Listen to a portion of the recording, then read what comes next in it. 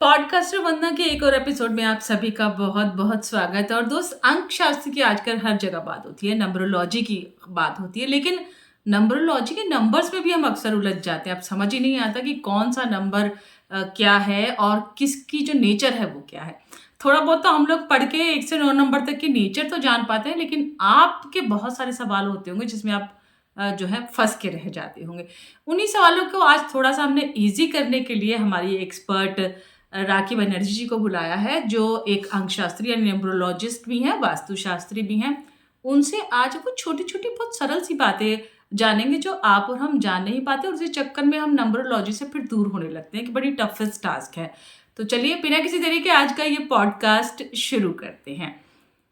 और राखी जी, आपका सबसे पहले हमारे स्टूडियो में बहुत बहुत स्वागत।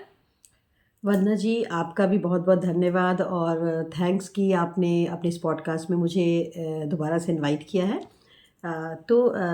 वंदना जी, जो आप पूछ रही हैं ना कि हम उलझ के रह जाते हैं, जी। तो एक्चुअली एक सामान्य पर्सन के लिए तो ये समझना बड़ा मुश्किल हो जाता है कि भाई मैं किसको कंसीडर करूं, बर्थ नंबर को कंसीडर करूं या डेस्टिनी नंबर कंसीडर करूं, जी। और ये इनमें क्या तालमेल है, बर्थ नंबर डेस्टिनी नंबर, बड़ा खिचड़ी सा चीज़ है। खिचड़ी सा है, राइट। तो पहले तो हम इसको क्लियर करते हैं जिससे कि हमारे जो सुनने वाले या देखने वाले लोग हैं उनको ये चीज़ क्लियर हो जाए। बर्थ नंबर क्या होता है? जिस दिन आप पैदा होते हैं। तो जिस दिन आप पैदा होते हैं, मान लीजिए कि आपका जन्म 5 तारीख को हुआ है, तो आपका बर्थ नंबर क्या हो गया? 5 हो गया। ठीक है। अगर आप 21 तारीख को पैदा हुए हैं, तब क्या आपका बर्थ नंबर होगा? 2+1 मीन्स जो 3 नंबर हो गया, वो आपका हो गया बर्थ नंबर। 21 में अगर आप पैदा हुए हैं तो उसका मतलब क्या होगा? दोनों नंबर को, दोनों जो कंपाउंड नंबर है उनको आपको ऐड करना है। ऐड करके जो सिंगल डिजिट में नंबर आएगा वो आपका बर्थ नंबर हो जाएगा। अच्छा, बर्थ नंबर से हम क्या देखते हैं? बर्थ नंबर हमारी लाइफ में ना हमारी पर्सनालिटी, हमारे नेचर और हमारे जो प्रारंभिक जीवन है ना उसको दर्शाता है कि हमारा नेचर कैसा होगा, हमारा बिहेवियर कैसा होगा, और हमारे लाइफ की जो शुरुआती दौर है उसको दिखाता है। अब हम आते हैं डेस्टिनी नंबर पे। डेस्टिनी नंबर क्या होता है कि डेस्टिनी नंबर में जो हमारा डेट ऑफ बर्थ होता है, मीन्स हमारा जो जिस दिन हम पैदा हुए, डे, मंथ और ईयर, इन सबको हम जब ऐड करके एक सिंगल डिजिट में नंबर लेके आते हैं तो वो हमारा डेस्टिनी नंबर होता है। अब मान लीजिए मैं एक एग्जांपल लेती हूँ कि किसी का जन्म हुआ है 7 अगस्त 1977, ठीक है ना? तो इसका टोटल हम करेंगे। कैसे टोटल करेंगे? 7 + 8 + 1 + 9 + 7 + 7। तो इसका एक टोटल आया। जो टोटल आया कंपाउंड नंबर में टोटल आएगा, उसको हम फिर क्या करेंगे? एक सिंगल डिजिट में उन दोनों कंपाउंड नंबर को हम ऐड करेंगे, ऐड करके एक सिंगल डिजिट में लाएंगे, तो वो आपका हो गया डेस्टिनी नंबर। ठीक है। अगेन फिर डेस्टिनी नंबर आपको क्या दर्शाता है? आपकी लाइफ के पर्पस को, आपकी लाइफ की डायरेक्शन को, कि आप जो इस दुनिया में आए हैं तो आपके लाइफ का पर्पस क्या है, या आपको लाइफ में किस डायरेक्शन में चलना चाहिए, किस दिशा में चलना चाहिए, लाइफ को किस तरह से जीना है।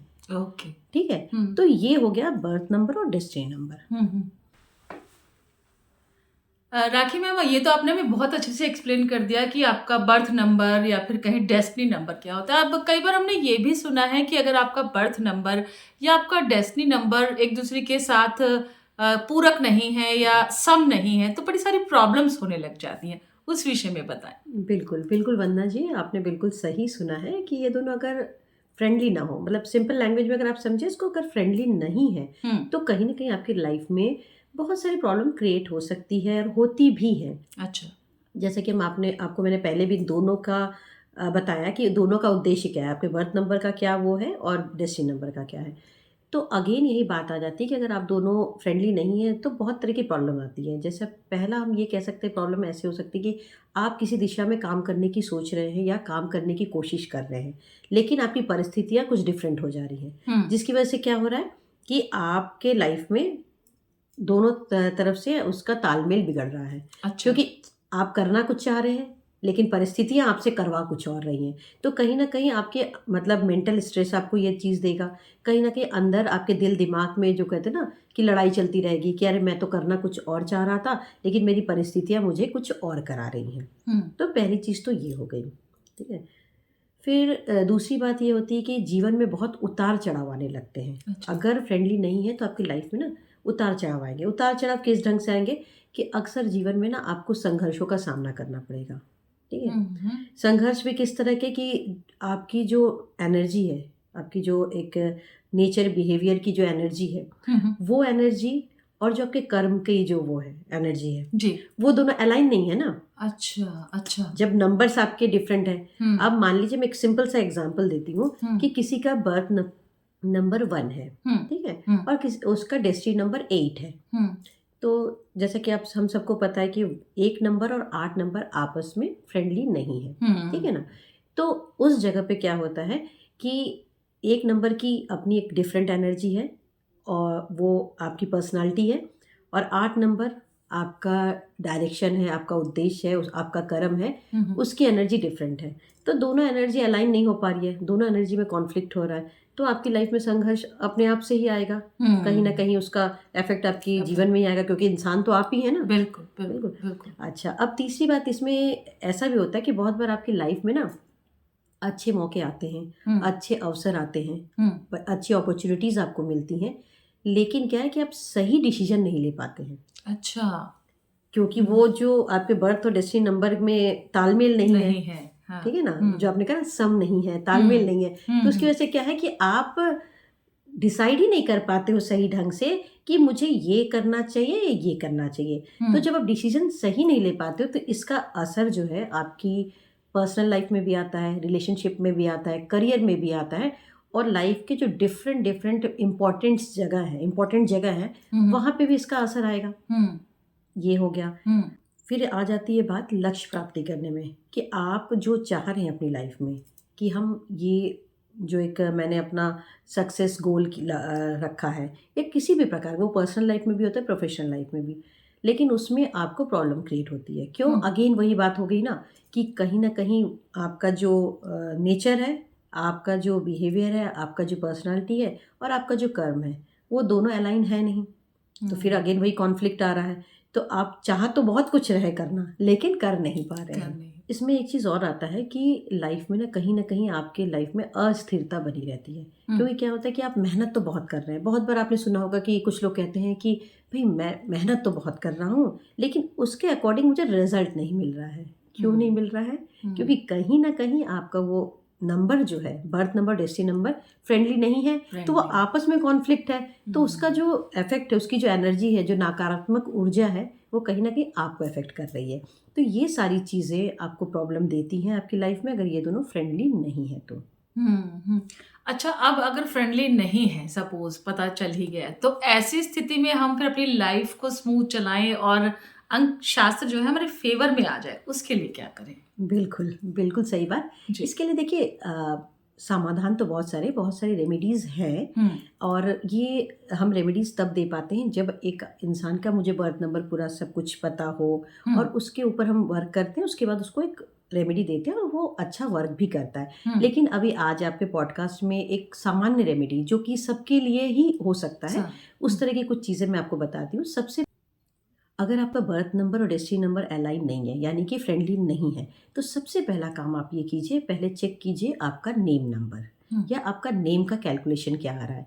तो ये आप किसी अच्छे न्यूमरोलॉजिस्ट से आप इसको कंसल्ट कर सकते हैं, और कंसल्ट करके ये देख सकते हैं कि आपका जो नेम नंबर है वो इन दोनों से फ्रेंडली है कि नहीं। और इस नेम नंबर के टॉपिक पे हम फिर कभी बात करेंगे, लेकिन अभी फिर इतना समझ लीजिए कि नेम नंबर फ्रेंडली है कि नहीं, या नेम नंबर को किसी ऐसे नंबर पे हम ले जाएं जो इन दोनों का फ्रेंडली हो। अच्छा। जिससे कि इन दोनों में तालमेल वो बैठा ले। होता है ना कि जब दो दोस्तों में या दो लोगों में लड़ाई होती तो बीच में एक आके दोनों में समझौता कराने की कोशिश करता है। राइट। तो सिंपल ये भी इसी तरह से आपके काम करेगा कि आपका जो नेम नंबर है समझौता कराने काम करेगा।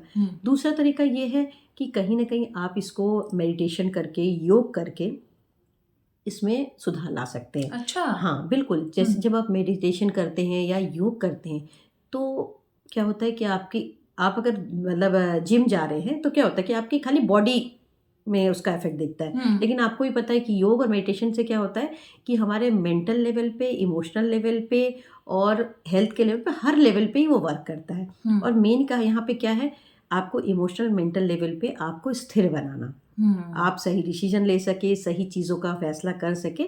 इसलिए अगर आप योग और मेडिटेशन में थोड़ा सा अपना समय देते हैं, अपना वक्त देते हैं, तो 100% इससे भी आपको बहुत ज़्यादा बेनिफिट होगा। अच्छा। फिर तीसरा ये है कि जीवन शैली में बदलाव लाएं। और जीवन शैली में बदलाव कैसे लाएंगे? ये योग, मेडिटेशन से और अपनी लाइफ को एक डिसिप्लिन वे में चलाने से। अच्छा। क्योंकि बहुत बार क्या होता है कि आपके नंबर आपको डिसिप्लिन वे में चलने नहीं देते, क्योंकि फ्रेंडली नहीं है ना। तो आप करना कुछ चाह रहे हैं, आप चाह रहे हैं कि मैं सुबह उठूं, लेकिन आप उठ नहीं पा रहे हैं और आप आलस कर रहे हैं। तो कहीं ना कहीं आपको अपने आप को रेडी करना पड़ेगा, अपने आप को डिसिप्लिन उसमें लाने के लिए। तो अगर ये छोटी छोटी चीज़ें अगर आप फॉलो करते हैं तो बहुत सारी चीज़ें, बट ये जो थोड़ी बहुत चीज़ें हैं जो कि सामान्य सारे लोगों के लिए एप्लीकेबल है, इसको अगर आप करते हैं तो 110% आपको भी बेनिफिट होगा। बाकी आप अच्छे किसी कंसल्टेंट से कंसल्ट करके और अच्छे ढंग से अपनी चीज़ों को सही ढंग से कर सकते हैं। और अगर आपके नंबर सम है तो समय तो फिर तो बहुत अच्छी बात बढ़िया बात हो गई, बहुत अच्छी बात है। लेकिन बहुत बार क्या होता है, बहुत लोगों के नंबर सम होते हैं, फ्रेंडली होते हैं, लेकिन उनको लाइफ में वो ना बेनिफिट नहीं मिल रहा होता है। अब फिर अगेन वही बात आई ना, आप अगर ये बताइए कि आप कह रहे हैं मेरे नंबर्स बड़े अच्छे हैं, लेकिन आप कर्म नहीं कर रहे हैं, है कि नहीं? तो जब आप कर्म नहीं करेंगे तो कैसे आपको उसका बेनिफिट मिलेगा? मतलब आप मान लीजिए आप बहुत ही पैसे वाले घर में जन्म लिया है, आपके पिताजी के पास बहुत पैसे हैं, लेकिन वो पैसे कितने दिन तक चलेंगे? उसके लिए भी तो आपको कर्म करना पड़ेगा ना। आपको भी तो अपने लिए कुछ तैयारी करनी पड़ेगी, अपने आप को भी अपने दिल, दिमाग और उसको शरीर को काम पे लगाना पड़ेगा ना। नहीं तो बैठे बैठे तो चीजें रखी रखी तो जंग पकड़ लेती हैं। तो बस इतना ही सी बात है कि सम अगर है, फ्रेंडली है बोल के आप इतने खुश हो जाइए और आप निश्चिंत बैठ जाइए, भैया मेरे में तो राजी हो गए, मुझे क्यों काम करने की जरूरत है।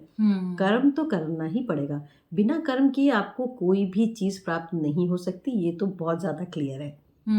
अच्छा, मैंने ये भी देखा है राखी, हम जितनी भी चीजें ये जो ब्लेस्ड है, नंबरोलॉजी का हो, ज्योतिष का हो, हर चीज का मूल मंत्र ये है कि आपकी विल पावर स्ट्रांग हो और आपके कर्म अच्छे हो। तो बहुत तक ये आपकी, मुझे लगता है अगर हम कहें कि सपोर्टिंग लाइफ की चीजें हैं, लेकिन मेन टारगेट अगर आप इसी को बना लेंगे तो चीजों में मुझे लगता है ना लाइफ में खलल पड़ सकता है। जैसे हम देखो, एक सिंपल सा एग्जांपल देती हूँ तुम्हें कि हम कार ड्राइव करते हैं, ठीक है ना? तो ब्रेक भी होता है, एक्सीलेटर भी होता है। तो एक्सीलेटर क्यों होता है कार में, बताओ तुम?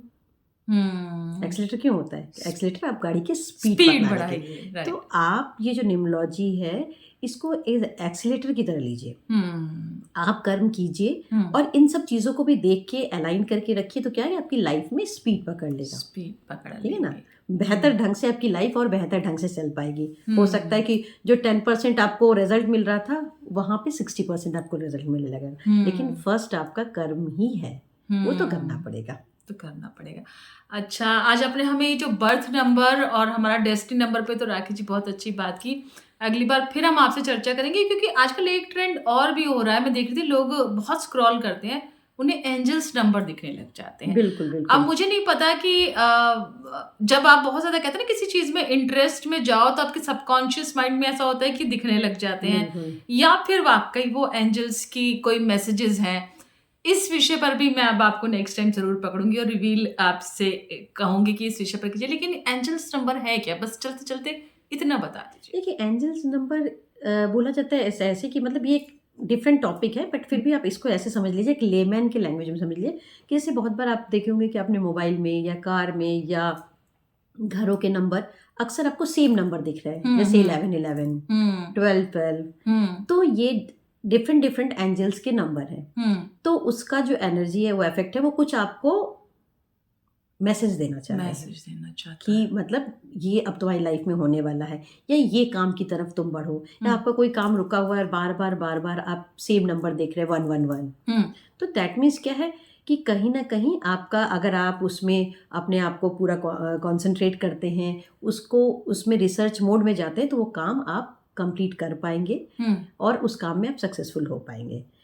बहुत बार आप परेशान हैं, दुखी हैं, और उस समय आपको बार बार 22 दिख रहा है, 2 दिख रहा है, तो 2 इमोशन का नंबर है। तो कहीं ना कहीं आपको गाइडेंस आ रही है कि अपनी इमोशन को कंट्रोल कीजिए, है कि नहीं? तो बस ऐसी छोटी छोटी है, आप एक तरह से मान लीजिए कि वो एंजल आपको गाइडेंस दे रहा है।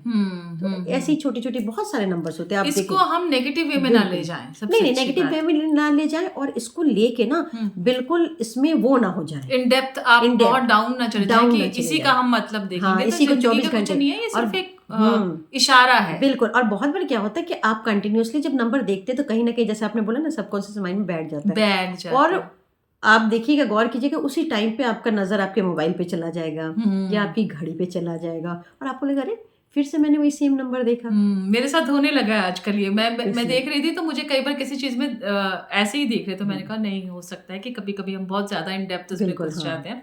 बट एनीवे, आज अपने हमारे जो जितने भी हमारे आज के व्यूवर्स हैं, उन्हें ये चीजें तो बताई कि वो अक्सर अंक से ही तो रिलेट करते रहते, लेकिन अब हमारा मूलांक क्या है या भाग्यांक क्या है जान ही नहीं पा रहे थे। किसी और विषय में हम आपसे जो है बहुत जल्द मुलाकात करेंगे। किसी और में क्यों, अंक शास्त्र की आप महारथी हैं, तो इसी को हम थोड़ा और आपके साथ खंगालेंगे, टटोलेंगे और कुछ ऐसी ही इन्फॉर्मेशन हमारे जो व्यूवर्स हैं उन तक पहुंचाएंगे। आज आप आई, आपने इतनी अहम जानकारी हमारे व्यूवर्स तक पहुंचाई, आपका बहुत बहुत शुक्रिया। थैंक यू सो मच वंदना, तुम्हारा भी, कि पॉडकास्ट में बुलाया। और ऐसे ही हम मिलते रहेंगे और बातें करते रहेंगे तो बहुत सारी जानकारी हम एक दूसरे से शेयर कर पाएंगे। बिल्कुल। Okay, thank you so much. Thank you. तो हमारे व्यूवर्स से हम यही कहेंगे कि आज का पॉडकास्ट आपको इंटरेस्टिंग लगा होगा और क्या होता है भाग्यांक और मूलांक ये आपने आज समझा होगा। ऐसी ही इन्फॉर्मेशन पॉडकास्ट वंदना पे हम लेकर आते रहेंगे। कोशिश आपको पसंद आ रही है तो आप हमें लाइक, सब्सक्राइब और शेयर जरूर कीजिएगा। आज के पॉडकास्ट को यहीं थामते हैं इसी वादे के साथ कि फिर मिलते हैं जल्द ही किसी और इंटरेस्टिंग से टॉपिक के साथ। Take care, bye bye.